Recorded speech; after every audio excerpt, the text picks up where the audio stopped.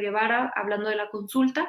Los invito a que veamos esta entrevista que hace poco le hizo Vicente a nuestro compañero que hoy nos ve desde ahí arriba y pues lo vamos a extrañar. No hay forma de que vayamos a poder llenar ese espacio, pero aquí le dedicamos este tiempo para poder ver esa entrevista y poder revivir todas las enseñanzas que nos dio. Que descanse en paz y le pedimos a Kadri que nos ayude poniendo el video. Y también saludo, vaya día, ha sido una cascada de interesantes invitados y que le vamos a poner en estos momentos la cereza al pastel con el admirado, siempre respetado Antonio Helguera, caricaturista monero, a quien saludo con mucho gusto esta tarde. Querido Helguera, ¿cómo te va? Muy buenas tardes. Bien, ¿y a ti cómo estás?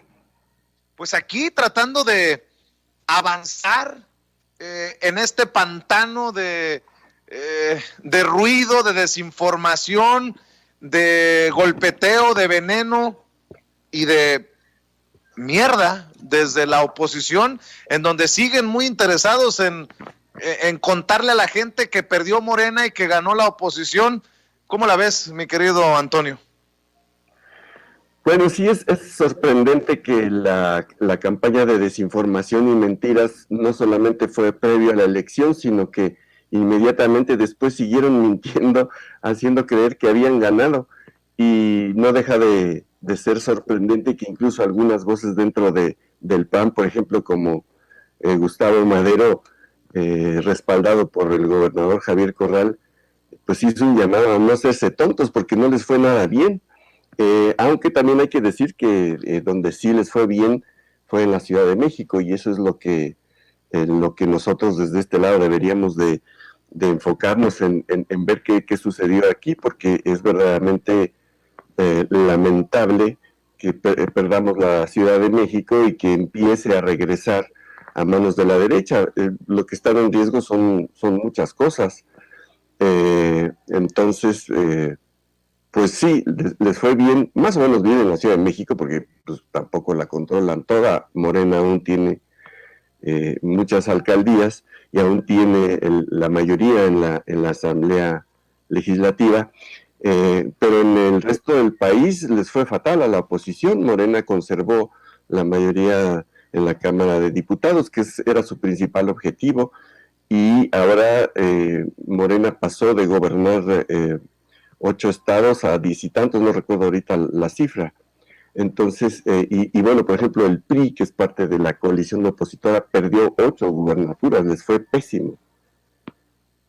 Sí, definitivamente les fue pésimo. ¿Quién es desde tu perspectiva, el principal perdedor, el perdedor más evidente de estas elecciones que acabamos de pasar, Antonio? Los empresarios encabezados por Claudio X González, el PRI, dicen algunos que perdió hasta la dignidad el pasado domingo 6 de junio, el PRD que queda en la tablita floja para perder el registro en cualquier momento. Desde tu perspectiva, ¿quién pierde más? Yo pienso que este proyecto que es empresarial, que fue gestado por Claudio X González y Gustavo de Hoyos y esta gente, con la asesoría de Enrique Krause y otros intelectuales neoliberales, es el gran perdedor. El proyecto de ellos es el gran perdedor porque no supieron ofrecer nada que no fuera descalificaciones y ataques a la 4T. Eso en términos generales, pero sí creo que hay que analizarlo por separado. La Ciudad de México definitivamente sí perdió, ya no digamos Morena, sino los que salimos perdidos son los habitantes de la Ciudad de México con esta regreso de sobre todo de panistas, ¿no? ¿Tú sí ves la posibilidad de que regrese la derecha con fuerza a la Ciudad de México, o es un resbalón, pues no sé si hasta cierto punto normal, porque no puedo hablar de normalidades en la política?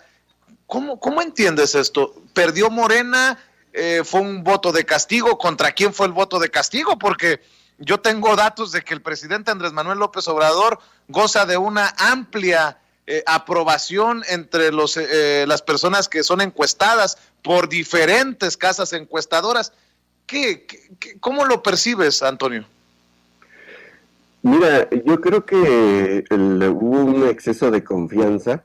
Vamos, empecemos por el hecho de que el partido como tal, Morena Ciudad de México, prácticamente no existe. Es casi un membrete, y que pues, no hizo gran cosa. La operación electoral quedó en manos de individuos o de grupos políticos y no del partido, porque extrañamente y absurdamente el partido no existe en la Ciudad de México. Entonces, pues yo digo que la primera lección para Morena es que se debe de organizar y debe de estructurar Morena Ciudad de México en serio, porque no existe. Entonces, si no existe, ¿cómo va a ganar?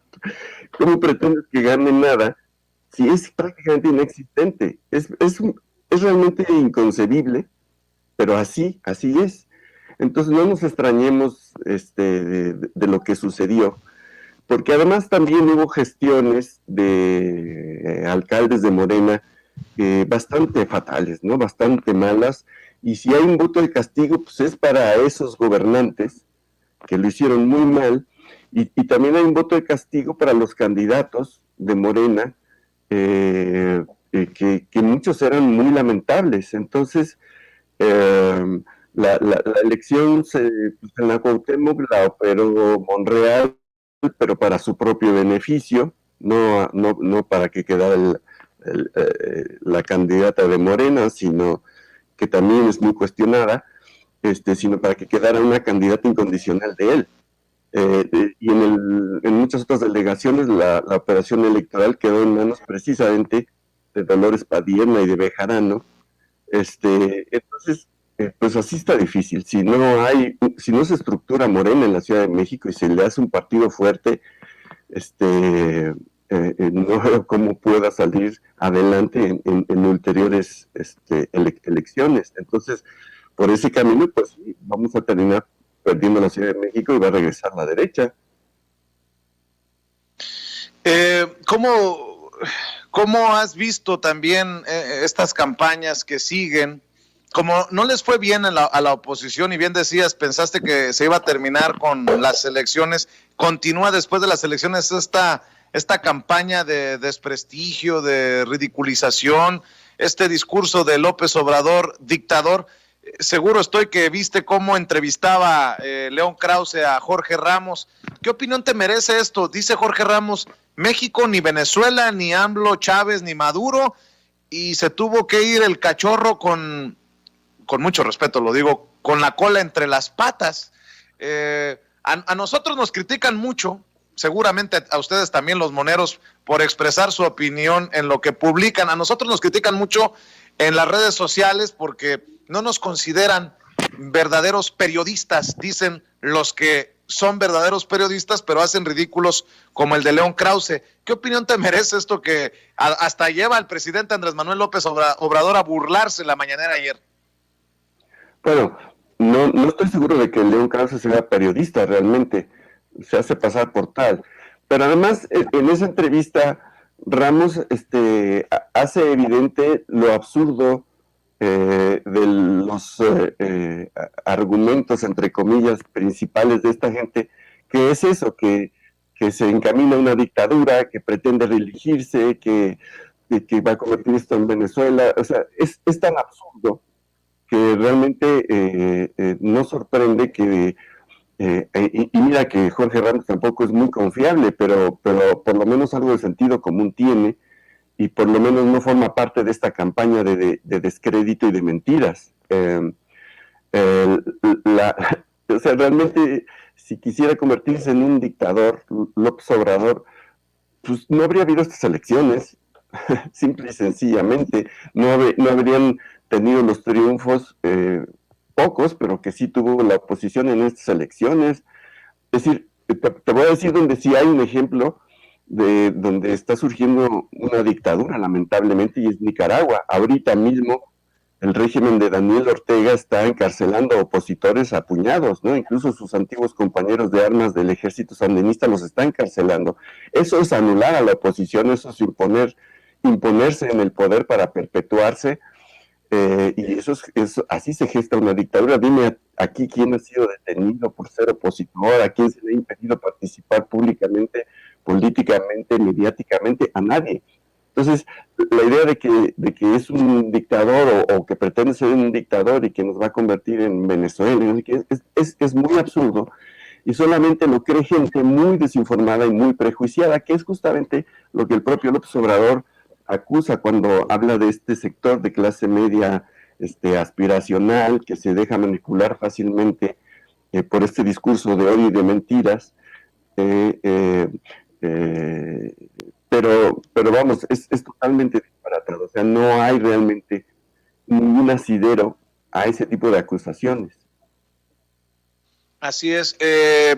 También el New York Times le entró a esto, publica una nota, muchos consideramos sesgada, para el golpeteo contra Marcelo Ebrard y Claudia Sheinbaum, sin tocar con el pétalo de una rosa a Miguel Ángel Mancera por el tema de la línea 12 del metro.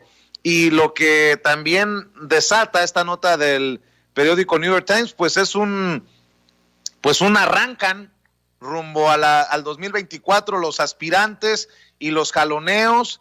Dice que no se descarta a Ricardo Monreal, da su postura Marcelo Ebrard, Claudia Sheinbaum también. Dice el presidente Andrés Manuel López Obrador que lo que quieren los opositores es echarlos a pelear. Se destapa a Gerardo Fernández Noroña y ya todo va rumbo al 2024, aunque mucha gente piense que todavía falta mucho, pues ya literalmente estamos a la vuelta de la esquina cuando se habla de un proceso de elecciones presidenciales, Antonio. Bueno, sí no debería extrañarnos. Ya hemos visto que algunos medios internacionales se han venido alineando contra la 4T y no es de extrañar. Ahí está The Independent, el País, yo creo que es el más activo, y el New York Times, que por cierto acabo de enterarme que incluso cambió al director de su oficina en México, se trajo, mira, ni más ni menos que al encargado de la oficina en Caracas, en lo cual me hace pensar que pues tienen intención de montar una campaña mediática como la que hacían justamente en Venezuela.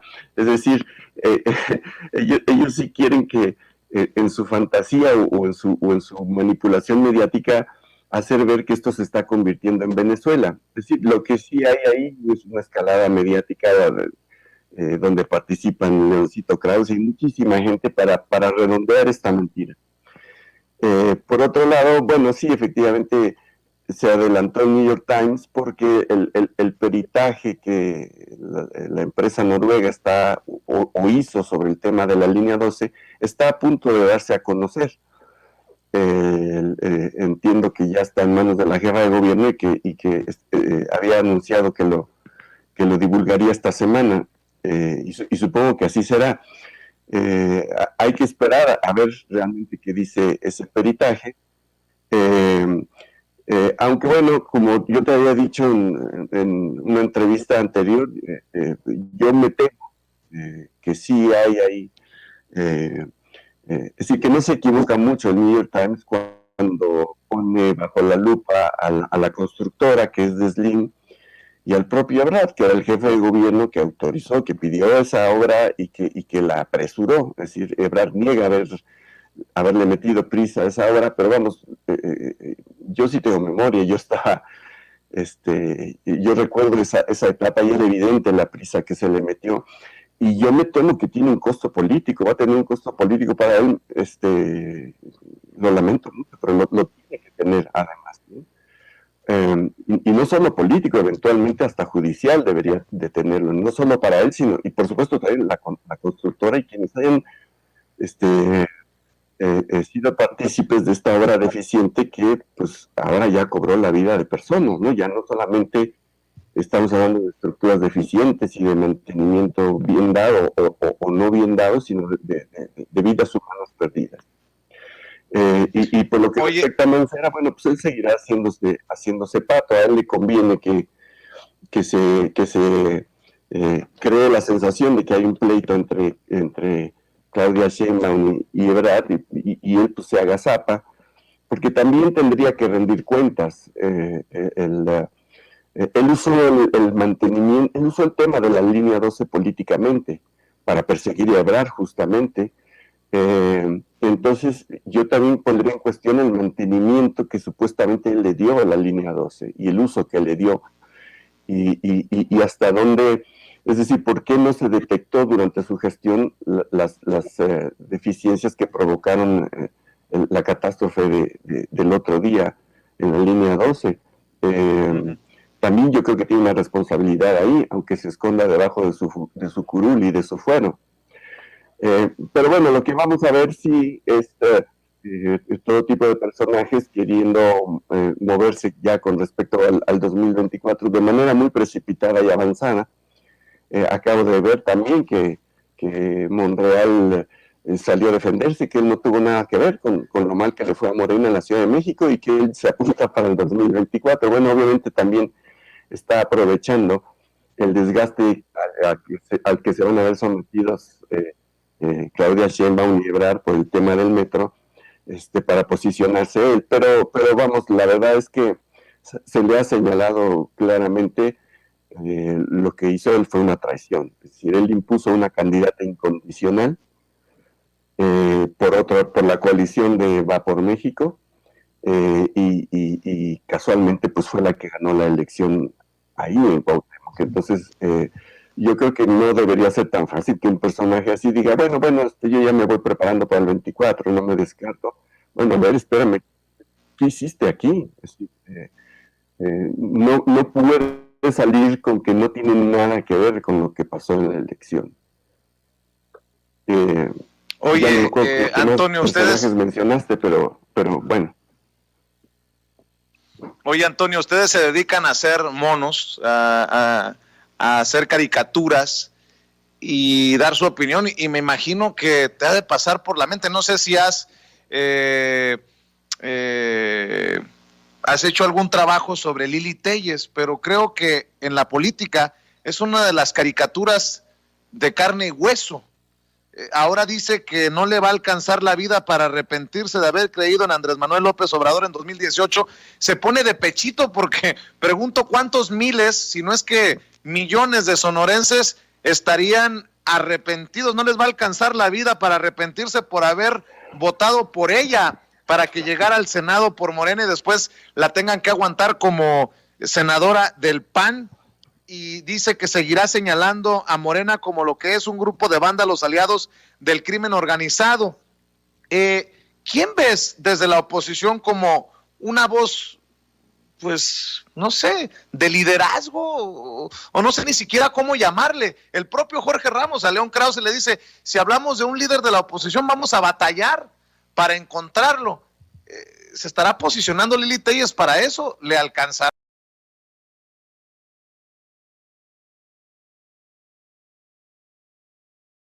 Aquí cortamos este pedazo de la entrevista que le hizo nuestro compañero Vicente Serrano a nuestro querido, nunca vamos a poder reemplazar a Antonio Helguera, y nuevamente reiteramos a su familia, a sus seres queridos, les deseamos que pronto encuentren paz y le vamos a extrañar mucho, pero siempre nos seguirá enseñando, a pesar de que ya no esté aquí con nosotros. Que